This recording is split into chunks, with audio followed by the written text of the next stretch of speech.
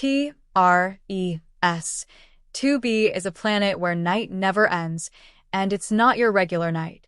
With stars shining in the beautiful skies, here it's pitch dark and scorching hot.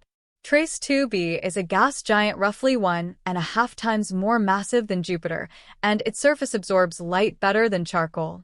It might also have a faint dark red glow because of its burning air, which is as hot as fresh lava. In the star system of 55 Cancri, there are 5 planets, 4 of which are gas giants similar to Jupiter and Saturn. The fifth one, or rather the first because it's closest to the star, is different in a most horrible way. 55 Cancri East is so close to its sun that half the planet's surface is a literal ocean of molten lava. The other half is in eternal darkness because it never sees the sun. The planet is always turned to its star on one side, and between the scorching and the dark, there's the twilight zone, a thin strip of gloomy nothingness. HD 189377b, well, I'm not going to say that again, is the only exoplanet in the orbit of its star, and at first glance, it looks quite pretty, with blue and white swirls making up wondrous patterns on the surface. But these pleasant colors actually come from hard silicate particles in the planet's atmosphere, which means it rains glass here. The worst part is that winds reach speeds of 5,400 miles per hour, or almost Mach 7. For comparison, the fastest wind speed on Earth was 254 miles per hour, over 20 times less. Thus, the glass falling from the sky travels horizontally at hypersonic speeds, shredding everything in its path. The next system, whose name I won't even try to pronounce, has 3 exoplanets that are all being slowly destroyed by their own star. It happens because that star is not a regular one. It's a pulsar, a rapidly spinning core of an exploded star. It creates powerful electromagnetic pulses in several directions while rotating at several thousand times per second. As a result, the planets orbiting this deceased star are slowly being eaten away and will eventually disappear entirely. Kepler 70 is a hot blue dwarf star that exploded into a red giant some 18 million years ago. At the time, it was orbited by at least 2 planets, the closer of which was a Jupiter-like gas giant named Kepler 70b, which still exists. However, the overgrown star consumed it and transformed it into a blazing hot rocky world. Right now, it's one of the hottest planets ever discovered, with a temperature higher than the surface of our sun. It was lucky to survive spending time inside the star, but it's evaporating now, and will probably be no more in the near future. WASP 12b is one of the weirdest and saddest planets out there.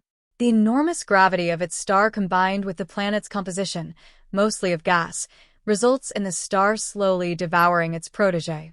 WASP 12b has already taken the form of an egg stretched toward its merciless sun and is unable to do anything about its condition.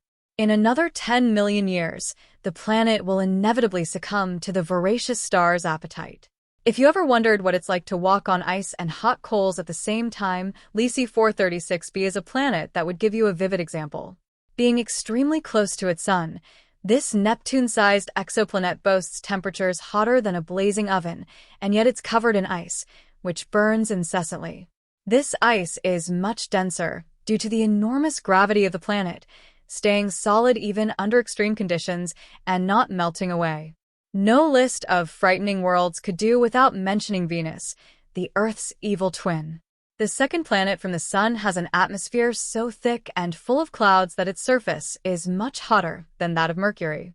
Volcanic eruptions constantly thrash Venus.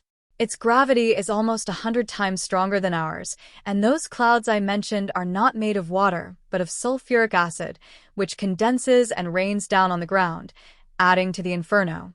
But even if you were brave or crazy enough to try to pass through these clouds, you probably couldn't.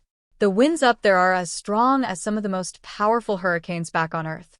Here we have a very long name for a very, very cold planet. Although the host star is not too far away, it's a small and rather cool red dwarf whose light and heat barely even reach the planet. The temperatures out there fall as low as minus 370 degrees, which is only marginally warmer than absolute zero. The exoplanet is thus dark, gloomy, and covered in eternal ice that never thaws. Still, if it has a rocky core, it might generate some heat, so there's a chance that deep below the frozen surface, some unknown alien things might lurk. Dimidium, located roughly 50 light-years away from our solar system, is a planet hostile to any living thing on many accounts. It's tidally locked to its sun, which means one of its sides is always facing the star while the other is always turned away. The hot side is heated to over 1,800 degrees, perpetually blown over with winds reaching 600 miles per hour. Despite Dimidium being a gas giant, it has a large amount of iron in it, which melts and evaporates in the atmosphere, creating clouds. When those cool down, they fall on the surface in an infernal rain of molten iron. Oxygen is usually viewed as an element that might bring life to a planet, but this is definitely not the case for Osiris. Scientists were shocked to find oxygen on this planet, or rather around it, because it's 8 times closer to its star than Mercury is to the Sun. This extreme distance makes Osiris a living melting pot where anything that could burn will. It's also responsible for a very short orbit of the planet around the star. A year on Osiris is just 3.5 days on Earth. To boot, the atmosphere of the planet is constantly blown and melted away by the heat from its sun. Carodi Exo 3b is neither as hot nor as cold as some of the others on this list, but it's terrifying in its own more insidious way. It's a gas giant similar in size to Jupiter, yet 20 times denser. This makes the exoplanet's gravity weigh down on everything on its surface 50 times more than it would on Earth. Stepping on it would be your ultimate doom because you'd be immediately crushed by the density of its atmosphere. Carodi 7b is another oven-like world. Its day-to-day temperature is over 4,000 degrees. Combined with the rocky surface, it presents an infernal landscape. The rocks on the ground bubble and boil, evaporating in the atmosphere where they cool down and eventually fall back on the surface in a brimstone rain. The saddest thing about Carodi 7b is that it might have once been a gas giant whose atmosphere melted away from the heat, leaving only the scorched core. We're used to thinking that asteroids are the only free-floating rocks in space, but things like OTS 44 make you think twice and shiver. Imagine a planet about 11 times more massive than Jupiter roaming in space, without being bound to the orbit of any star. Given its gargantuan size and mass, if OTS 44 collides with any other planet, it would utterly destroy it and go on floating as if nothing happened. Scarier still, scientists are sure there are millions of such rogue planets out there just waiting to be discovered.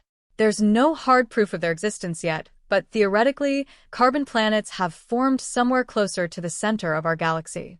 Any oxygen getting into their atmosphere will react with carbon and transform into CO2, forming black toxic clouds. On the ground, there would be oceans made of tar, spewing up geysers of methane and crude oil. There would be rains too, but they'd be far from refreshing. Torrents of pure gasoline and hot liquid asphalt would blast the ground and probably burst into flames on impact. It's hard to imagine anything that would survive such conditions. Okay, here you are in the middle of the ocean. It's endless, but you can't see it because there's a thick fog all around you. Dense clouds hide the huge but dim sun. Is it day or night? You don't know. There's only a gray haze around you. You're alone. Even if you try to swim down, after several hours you still won't be able to see the bottom of the ocean.